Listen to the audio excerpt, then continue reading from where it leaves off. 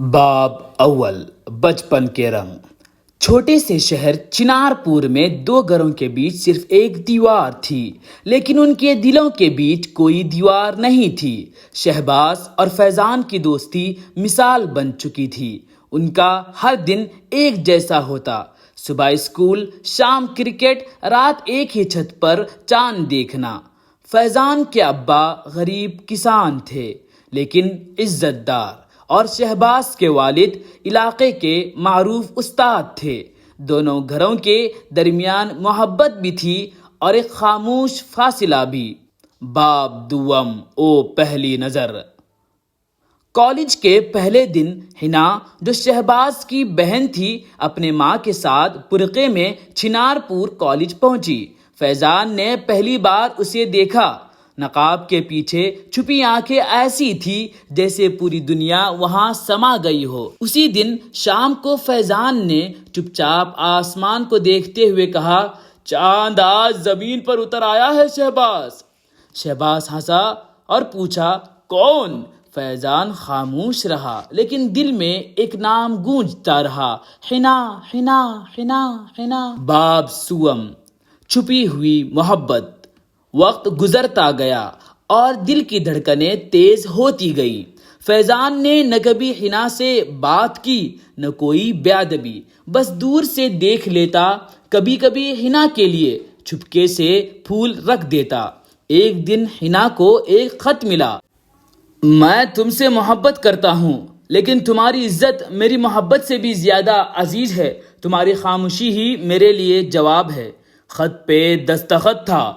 حنا حیران ہوئی، مگر دل کہیں دھڑکنے لگا۔ باب چہارم بھانڈا پھوٹا۔ شہباز ایک دن خط پکڑ کر فیضان کے سامنے لے آیا۔ یہ تیرا خط ہے؟ تو میری بہن پر نظر رکھتا ہے؟ فیضان نے نظریں جھکا کر کہا، محبت کرتا ہوں، چھپ کر، بے ادبی کبھی نہ کی۔ شہباز غصے سے بھڑک اٹھا، تو میرا دوست نہیں رہا، یہ رشتہ آج ختم۔ فیضان نے آنکھوں میں آنسو لیے کہا، دوستی اگر ختم ہو جائے تو میں برداشت کر لوں گا، لیکن تمہاری بہن کی عزت پر آنچ نہ آنے دوں گا۔ آپ پنجم دشمنی کا جنم۔ محلہ دو حصوں میں بٹ گیا، کچھ لوگ فیضان کے ساتھ تو کچھ شہباز کے۔ محبت ایک جرم بن گئی اور دوستی کی لاش کو دفن کر دیا گیا۔ فیضان کی خاموشی نے سب کو چونکا دیا۔ وہ روز روزہ رکھتا، مسجد میں جا کر رب سے ایک ہی دعا مانگتا، یا اللہ حنا کو کبھی رونے نہ دینا، چاہے مجھے ہی کیوں نہ رونا پڑے۔ باب ششم سازشوں کا جال۔ شہر میں نیا لڑکا آیا جس کا نام تھا رازق، شکل سے شریف مگر نیت کا بدترین۔ وہ حنا کے پیچھے لگ گیا۔ اس نے شہباز سے دوستی کا ناٹک کیا اور ساتھ ساتھ فیضان کو بدنام کرنے کی سازش رچائی۔ حنا کو جھوٹی تصویریں بھیجی گئی جس میں فیضان اور دوسری لڑکیوں کو ایک ساتھ دکھایا گیا۔ حنا کا دل ٹوٹ گیا۔ شہباز نے غصے میں آ کر محلے میں اعلان کیا، اگر فیضان دوبارہ حنا کے آس پاس آیا تو میں اس کا خون کر دوں گا۔ فیضان سب برداشت کرتا رہا۔ باب ہشتم آخری قربانی۔ ایک دن حنا کالج سے گھر آ رہی تھی جب رازق نے اسے زبردستی کار میں کھینچنے کی کوشش کی۔ لوگ تماشائی بنے رہے۔ فیضان اس وقت قریبی دکان پر تھا۔ اس نے ساری دنیا سے لڑ کر رازق کو شدید زخمی کیا، حنا کو بچایا، لیکن خود کئی چھریوں کے وار کھا گیا۔ خون میں لت پت حالت میں ہسپتال میں زندگی کی آخری سانسیں لے رہا تھا۔ شہباز ہسپتال پہنچا، آنکھوں میں آنسو لیے بولا، معاف کر دے مجھے بھائی، تو سچا تھا، میں اندھا تھا۔ فیضان کمزور سی آواز میں بولا، تو میرا دوست ہے، رہے گا، بس ایک کام کر دے، یہ خط حنا کو دے دینا۔ اور سانس رک گئی۔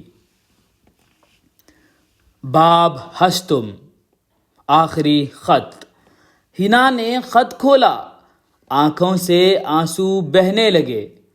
تم سے محبت کی لیکن کبھی چھونے کی خواہش نہ کی، تمہیں چاہا لیکن صرف دعاؤں میں، مجھے دفن کر دینا پر میری یادوں کو زندہ رکھنا، میں چلا گیا لیکن تمہارے نام سے فیضان۔ باب نہم، ختم ہونے والی کہانی کا آغاز۔ فیضان کی موت کے بعد شہباز نے رازق کو قانون کے حوالے کیا اور خود گوشہ نشین ہو گیا۔ ہنا اب ایک استاد ہے جو لڑکیوں کو یہ سکھاتی ہے کہ محبت صرف لینا نہیں، دینا بھی ہے۔ وہ ہر سال فیضان کے مزار پر جا کر صرف ایک پھول رکھتی ہے اور خاموشی سے قرآن کی ایک آیت پڑھتی ہے، ان اللہ مع الصابرین، بے شک اللہ صبر کرنے والوں کے ساتھ ہے۔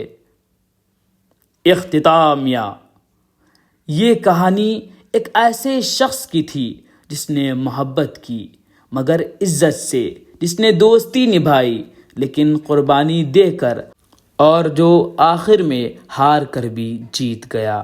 اگر آپ کو یہ کہانی پسند آئی تو لائک اور کمنٹ ضرور کریں اور سبسکرائب کرنا نہ بھولیں، اور یہ کہانی آگے بھیجیں تاکہ لوگوں کو بھی اس کا پتہ چل جائے۔